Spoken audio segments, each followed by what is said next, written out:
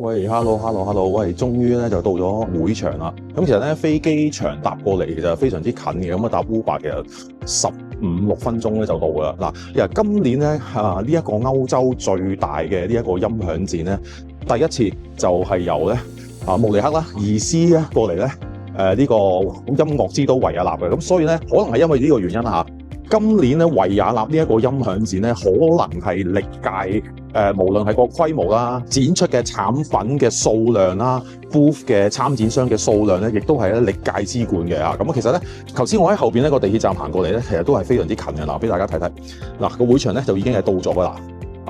嗱，今次咧會場嘅面積咧，我相信整體比過往慕尼黑嚟講咧，起碼都大1.5倍到2倍都有嘅嚇。咁就主嘅 building 啦，咁其實佢有5層咁多嘅，咁每一層咧都係可以開聲啦。咁另外仲有2個 extensions 咧，係屬於一個靜態展區同埋耳機區咁樣嘅。咁雖則話靜態展區咧，咁其實裏邊咧都可以按照翻啦廠商嘅要求咧，仲可以搭建咧開聲嘅房間，咁所以係非常非常之大嘅。咁除此之外咧，喺呢個主要嘅建築物另外咧，仲有2個嘅獨立嘅展區都會有嘅，咁所以咧，如果下年咧有興趣嚟睇展嘅朋友咧，記得唔好錯過，咁之後都會再同大家講嘅。嗱，由於第一日啦，我要幫鐵庫羅社長沖野先生啦，咁做翻譯嘅關係啦，咁所以我哋第一日咧就約咗喺 TAD 嘅房間嗰度見面嘅。咁 TAD 亦都係我其中一隻非常中意嘅品牌嘅，咁而且今年咧 TAD 嘅房間裏邊咧都係用咗全套嘅鐵庫羅線材嚟到開聲嘅，當中咧非常之期待嘅就係呢一條啦，咁我哋都等咗差唔多成年嘅白虎嘅信號線啦，咁佢哋咧都會喺呢4日嘅展會裏邊期間咧嚟到使用開聲咁樣嘅。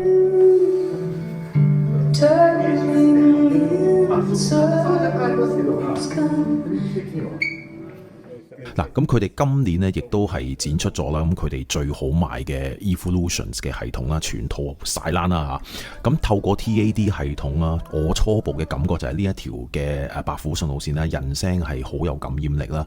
咁而且咧，咁佢亦都係有個特點係好啱香港情況使用嘅，就係佢嘅低頻嗰種嘅控制力同埋下潛度嘅表現係相當優秀嘅。咁我哋遲啲再會有詳細嘅包交俾大家嘅。德國嘅 RR Acoustic 啦，亦都係另一間啦，相當吸引我眼球嘅房間嘅。咁佢嘅房間唔單止係靚啊，咁而且佢成個 Room Acoustic 咧都係做得非常之好。咁我亦都有同產品嘅負責人傾過啦。咁原來咧，咁佢哋房間用嘅呢啲用天然實木做嘅擴散板啊、機架啊，甚至乎佢哋嘅喇叭啦，都係全部都係自家製作嘅。咁所有嘅物料啊，都係強調天然實木嚟到製作。咁所以咧，真係唔止入到屋企，加上係好實用。咁另外啦，咁佢哋嘅喇叭啦，亦都係利用一種高密度嘅叫子彈木嘅物料嚟到生產機箱。咁除咗外觀勁靚之外啦，子彈木佢嗰種阻尼嘅性能同埋抗諧震咧，亦都係非常之優秀嘅。咁如果大家咧對於呢隻牌子咧有興趣嘅話咧，記得上輝煌揾阿東哥啦。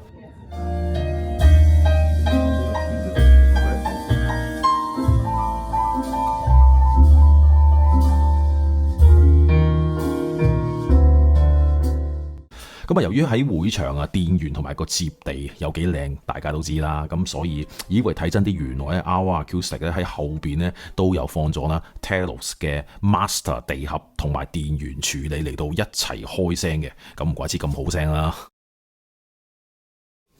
跟住咁我梗係要嚟到Telos 嗰度簽個度先啦。嗱，咁今年咁佢哋重點當然係推介翻佢哋一對嘅重量級嘅太極電源處理啦之外啦，咁另外啦，亦都係主打咧另一件啦，價錢相對係比較容易入口嘅嚟自 Foundation 系列嘅 Power Core 電源處理嘅嚇。咁佢其實嘅核心嘅工作原理啦，咁其實同佢大佬太極電柱亦都係同出一轍嘅。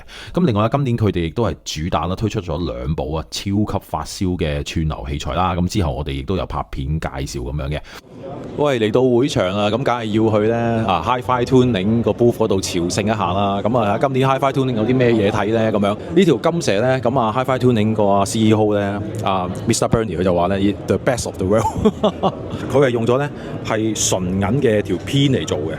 咁另外啦，咁我都見到一件咧好有趣嘅嘢嘅，咁可以同大家介紹一下嘅，就係呢一個。呢一隻 UK 嗱，咁你知啦，咁英式嘅插頭咧，其實個選擇就好少嘅。咁咧就呢一隻咧，佢個特點咧，其實就係你會見到係純銅再鍍金，再做一個好厚嘅鍍金喺個面度啦。咁另外啦，咁就個頭咧本身嚟講咧，你買咧嗱，因為一般我哋英式嘅插頭裏邊跟嗰粒 fuse 咧都係啲好雞嘅普通 fuse 噶嘛。咁但係咧，當你買呢個插頭嚟講咧，你亦都唔需要擔心粒 fuse 嘅，因為粒 fuse 已經係裝咗一粒咧 Supreme 嘅 fuse 喺裏邊噶啦。咁啊變咗就唔需要話另外再嘥錢去買 fuse 啦。咁同埋係 Hi-Fi Tuning 自己出嘅，咁你會見到係啦，咁啊有埋個 logo 喺度嘅，見到我咁啊，相當之 tough， 相當之靚仔嘅，咁啊都好期待。好啦，咁咧就另外啦，另外咧就仲有八字頭啦，都有出啦。好多師兄都會問我，喂，有冇啲即係高質素嘅八字頭啊？咁樣咁其實佢哋都有出嘅。好啊，咁啊嚟到呢一度啦，咁啊呢一支嘅納米嘅contact conditioner。係啊，納米嘅 contact conditioner 咧都係非常之人氣嘅。咁咧今次咧佢哋咧，因為佢之前嘅版本咧就係有一支係茶嘅版本啦。咁其實呢支咧就係噴嘅版本都出埋嘅。Hi Brandy，say hi to our Hong Kong fans. Hi Peter, welcome to Hong Kong. Not in Vienna. From Vienna, Austria. Yeah, thanks. Welcome. 咁啊，今年係25週年啦 ，Hi-Fi Tuning 嘅25週年啦，好啊，咁咧仲有一樣嘢啦，咁啊，我相信咧就好多師兄咧都係好有興趣嘅，就係咧 Hi-Fi Tuning佢咧其實就遲啲我都會有拍片咧介紹嘅，就係咧佢會出一系列咧主力係 MCB 嘅入場專線嘅配件同埋線材咧都會有出嘅。咁啊，相信咧喺我哋發燒友心目中啦 ，Magical 喇叭絕對係其中一隻殿堂級嘅品牌，而其中啦 S 系列咧，亦都係好多師兄用緊嘅。咁啊，記得喺上年啦，都已經有話會出啦 S 系列嘅老頂啊 S7噶啦。咁今年咧，終於可以喺咧維也納咧聽到 S7嘅聲音。而今年咧，佢哋咧亦都係火拍啦，全套 Wardus 嘅 Studio 系列嚟到開聲啦。而電源嘅部分啦，咁啊都係交俾啊 Telos 嘅太極電源處理嚟到做嘅。咁而佢哋嘅接地咧，亦都係用上咗 Telos Master 系列嘅地怪嚟到負責嘅。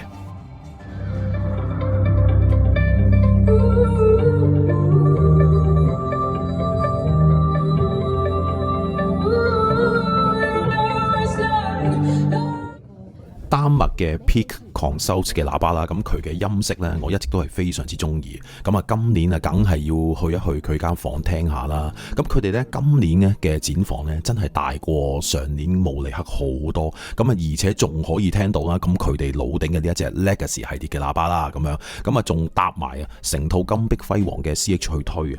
仲有再加上呢，咁佢哋今年嘅房間啦，咁啊，仲係一位非常之出名嘅音響評論人阿 Roy 啊，咁啊所主理嘅。咁啊，所以呢聲音呢真係好正嘅。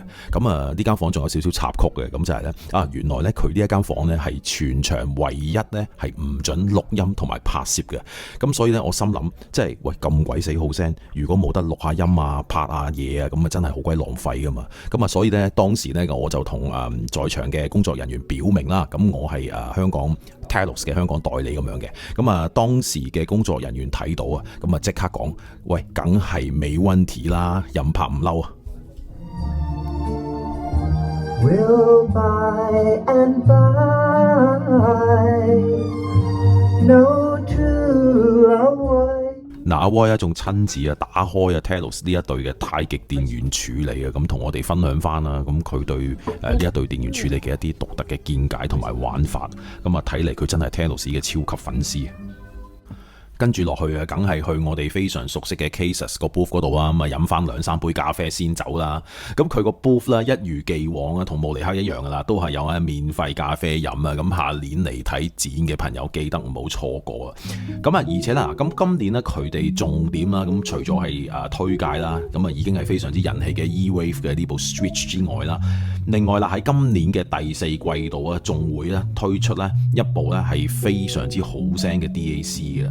咁喺當時咧喺會場啦，咁我都聽過係好好聲。咁啊順便就訪問咗啦，咁喺Cases 嘅 CEO Ronald 啦嚇。咁咧原來咧Ronald 有提過就係呢一部 Deck 咧嘅特點啦嗱，咁最核心嘅芯片部分咧，居然咧係 Cases 咧自家開發嘅。咁Ronald 有解釋過啦，自家開發嘅芯片咧係可以按照翻我哋希望嘅音色啦，係可以咧自由咁調校同設計嘅。咁啊除咗呢樣嘢之外啦，呢一部 Deck 咧內置咗啦，仲有串流嘅模組啊，直情係可以咧插條 LAN 線落去當 streamer 咁用添嘅。咁啊，而且咧最重中之重咧，佢嘅價錢亦都係相當之親民嘅，所以咧真係好期待咧幾時可以喺香港可以發售。It's not a dream, a purple tree and rainbow leaves, the purple sea and the beautiful. 作為歐洲最大型嘅音響展啊，咁當然點可以唔少得啊嘛？去貴豐啊嘅展房嗰度朝聖啦。咁啊，始終咧呢一隻紅色嘅鷹頭獅 logo 咁，同埋老麥嘅湖水藍面板啊，咁我相信好多師兄啊同我一樣嘅細細個就讀緊書嘅時候啦，咁已經係我哋嘅童年夢想嚟噶啦。嗱，咁今年呢，貴豐嘅展房啦就用咗一對啊 Trident 2嘅喇叭嚟開聲啦。嗱，呢對喇叭呢，我都真係好想聽好耐噶啦。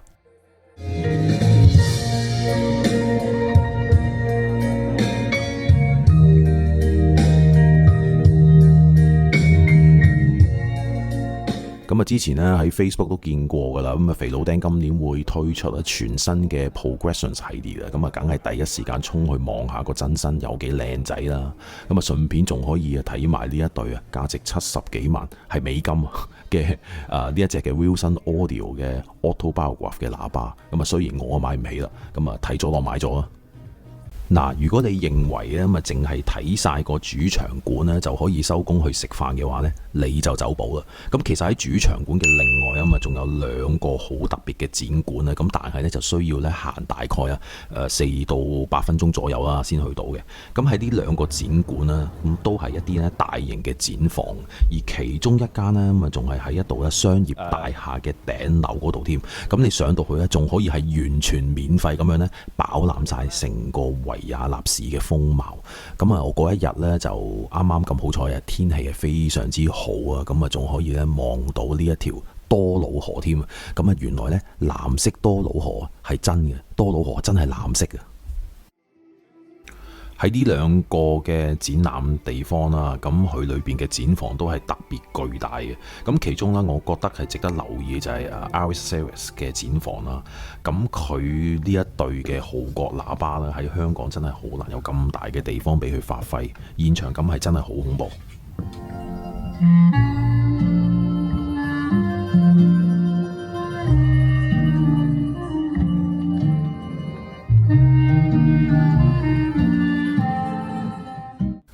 喺今年嘅會場咧，特別多屏風喇叭嘅廠家啦展出嘅。咁其中咧令我印象好深刻啦，就係呢一隻啦，Chelsea Audio 啦。咁我希望冇讀錯個名啦。咁我都有喺當時咧，我都有訪問過負責亞太營運銷售嘅阿丁咁樣嘅。咁佢都係有詳細介紹啦，佢呢一隻屏風喇叭嘅一啲特色啦。咁遲啲咧，我會獨立有一條片咧，再同大家包交。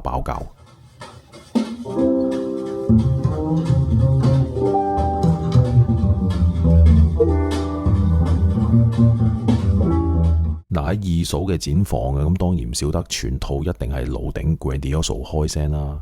咁而且咧，每一位來賓啦，咁都有免費嘅 cocktail 飲嘅。咁啊有靚女啊、靚機，再加埋靚聲，真係一絕啊！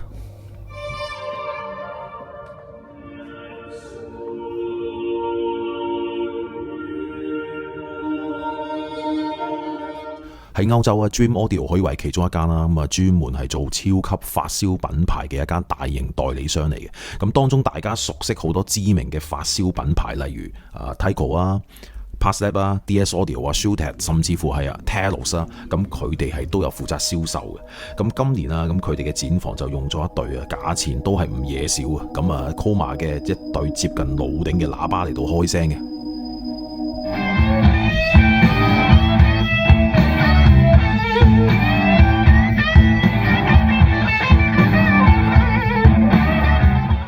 近年嚟啊，好多嚟自西班牙品牌嘅音響產品啦，咁啊，無論係佢嘅功放啦、線材配件啦，甚至乎喇叭呢個價格定位啊，都係趨向高端嘅層次嘅。嗱，咁喺會場呢，我發現呢有另一隻嚟自西班牙巴塞隆拿嘅喇叭啦，咁我希望冇讀錯個名咧，應該叫 Audio Nostrum 咁樣啦。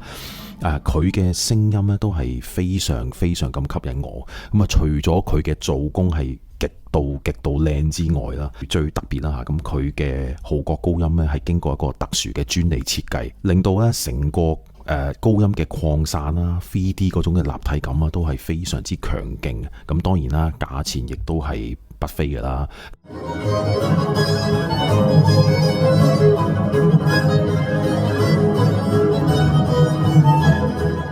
嚟自英國嘅 Network Acoustic 啦，咁都係一間專門生產咧一啲網絡有關嘅配件嘅一間發燒廠家啦。咁當中咧，咁主要梗係唔少得一啲LAN嘅 filter 啊、switch 啊嘅一啲網絡交換機啊、線材啊等等啦嚇。咁啊當然啦，佢嘅價錢亦都係唔平嘅。咁啊，如果你中意玩咧呢一類配件嘅朋友，咁啊一定要留意。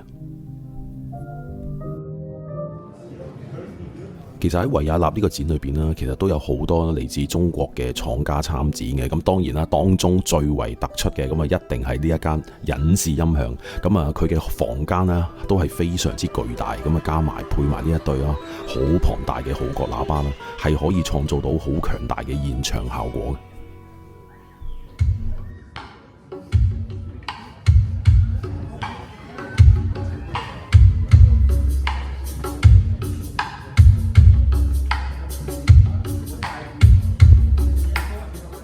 由於個會場實在太大啦，咁我哋得嗰3-4日時間，根本好難去認真啦，去每一個 booth 嗰度了解嘅。咁其實咧喺會場裏邊啦，仲有好多啦，你同我都認識嘅國際嘅大品牌參展嘅。咁不過我都見有好多知名嘅 YouTuber 同埋 KOL 啦，咁介紹晒，咁我就無謂重複啦。咁其實今次咧，主要我抽出嚟介紹呢幾個展房啦，我自己覺得係幾特別。咁啊，而且咧有啲品牌我自己亦都係好中意，同埋個現場個聲效亦都係好靚，咁所以特登咧再同大家補充分享嘅啫。咁啊，據我所知啦，喺未來嗰2-3年啦，都會喺維也納呢個地方度舉辦噶啦。咁我哋下年維也納再見啦，拜拜。